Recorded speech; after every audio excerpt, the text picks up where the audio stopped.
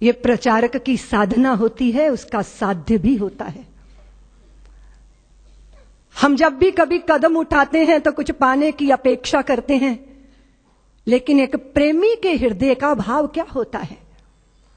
वो स्वामी राम की वाणी से व्यक्त होता है कि इश्क एक तरफा में यूं मसरूर हो जाऊंगा मैं, राम तुम होगे क्षमा काफूर हो जाऊंगा मैं तुम्हें देखूं तो देखूं तुम न मुझको देखना, तूने गर देखा मुझे मशहूर हो जाऊंगा मैं तुम्हें चाहूं तो चाहूं तुम न मुझको चाहना, तूने गर चाहा मुझे मगरूर हो जाऊंगा मैं अगर मांगू कभी तो कुछ ना देना तुम मुझे, वरना फिर प्रेमी नहीं मजदूर हो जाऊं।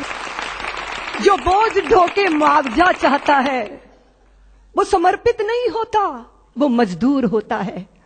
जिसने यश चाहा, जिसने प्रतिष्ठा चाही, जिसने लोक मान्यता चाही, उसका समर्पण अधूरा होता है। लेकिन मां भारती को अखंडता के सिंहासन पर विराजमान करने का स्वप्न साकार करने के लिए अपने को होम करने वाला प्रचारक चाहता है क्या कुछ? लेकिन जो मिलता है वो तो अनिर्वचनीय है, उसको तो वाणी से व्यक्त ही नहीं किया जा सकता। वो तो हृदयों का अनुभूत विषय है कि चारों तरफ से भगवत्ता उस पर बरसती है। जो अपने लिए नहीं चलता, अपनों के लिए कदम बढ़ाता है, जो कभी दुख को दुख नहीं मानता, जो सुख की चाह में धूल नहीं छानता, औरों के लिए जिसको विष पीना भी स्वीकार हो जाता है, वह प्रचारक अभिनंदनीय है, वंदनीय है, पूजनीय है, प्रातः स्मरणीय है। रात दिन अहिर्निश मां भारती के चरणों में अपने आप को तपाना, गलाना। किस समय डॉक्टर साहब ने सपना लिया था? सारे देश के अंदर आग लगी थी, ब्रिटिश सत्ता के विरुद्ध एक वातावरण बना था, बलिदानों की गंगा मानो बह गई थी भारत के अंदर, विदेशियों की चूल्हें हिलने लगी। बस एक प्रहार और बाकी था कि सारे सपने साकार हो जाते। लेकिन उसी समय विधर्मी ने, उसी समय देश के शत्रु ने देश के अंदर सांप्रदायिकता का विष बोया, वैमनस्यता के भावों को पैदा किया, छुआछूत की प्रबल भावनाएं देश के अंदर जागी, और वह सारी शक्तियां जो संगठित होकर गुलामी की जंजीरों को तोड़ने के लिए आबद्ध दिखाई देती थी, वो बिखरना प्रारंभ हो गई। ऐसे ही समय में जब वैमनस्यता सिर चढ़कर बोल रही थी, जब कट्टरता नंगा नर्तन कर रही थी, उस समय डॉक्टर हेडगेवार 4 स्वयं सेवकों को लेकर राष्ट्रीय स्वयं सेवक संघ की संस्थापना करते।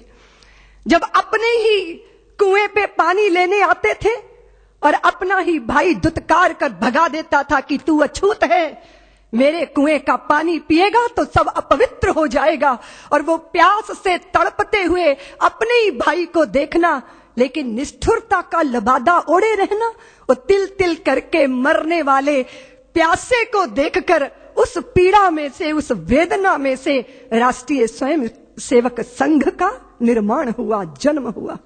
लोग कहते हैं प्रेरणा, प्रेरणा नहीं अपितु वेदना में से संघ का जन्म हुआ। मां भारती को वैभव के पद पर ले जाना है, अखंडता के सिंहासन पर विराजमान करना है, तो एक ही मार्ग है। और वो कौन सा मार्ग? क्या हिंदू जाति जिसने नक्षत्रों को संज्ञा दी, वो हिंदू जाति जिसने सागर की छाती पर पत्थरों को तैराया, इतना गौरव रखने वाली हिंदू जाति, उसका स्वाभिमान धुआं बनकर उड़ेगा? ये वेदना में से राष्ट्रीय स्वयं सेवक संघ का जन्म हुआ। प्रचारकों ने अनवरत अपने जीवन को आहूत किया। एक प्रश्न पैदा हुआ कि जिस हिंदू ने नभ में जाकर नक्षत्रों को दी है संज्ञा, जिसने हिमगिर का वक्ष चीर भू को दी है पावन गंगा, जिसने सागर की छाती पर पाषाणों को तैराया है, हर वर्तमान की पीड़ा को हर जिसने इतिहास बनाया है, जिसके आर्यों ने घोष किया कृणवंतो विश्वमार्यम का, जिसका गौरव कम कर न सकी रावण की स्वर्णमयी लंका, जिसके यज्ञों का एक हव्य 100 पुत्रों का जनक रहा, जिसके आंगन में भयाक्रांत धनपति बरसाता कनक रहा, जिसके पावन बलिष्ठ तन की रचना तन दे दधीची ने की, राघव ने बन बन भटक भटक जिस तन में प्राण प्रतिष्ठा की, जौहर कुंडों में कूद कूद सतियों ने जिसे दिया सत्व, गुरुओं गुरुपुत्रों ने जिसमें चिरबलिदानी भर दिया तत्व, और शाश्वत हिंदू जीवन क्या स्मरणीय मात्र रह जाएगा? इसकी पावन गंगा का जल क्या नालों में बह जाएगा? इसके गंगाधर शिव शंकर क्या ले समाधि सो जाएंगे? इसके पुष्कर इसके प्रयाग क्या गर्त मात्र हो जाएंगे? यदि तुम ऐसा नहीं चाहते तो फिर तुमको जगना होगा, हिंदू राष्ट्र का बिगुल बजाकर दानव दल को दलना होगा। इस वेदना में से, इस पीड़ा में से, मां भारती के लुटते स्वाभिमान और बिखरती अस्मिता की वेदना में से राष्ट्रीय स्वयंसेवक संघ का प्रादुर्भाव हुआ। फिर एक एक दीपक जले, तिल तिल करके अपने आप को मां भारती के चरणों में आहूत करते रहे।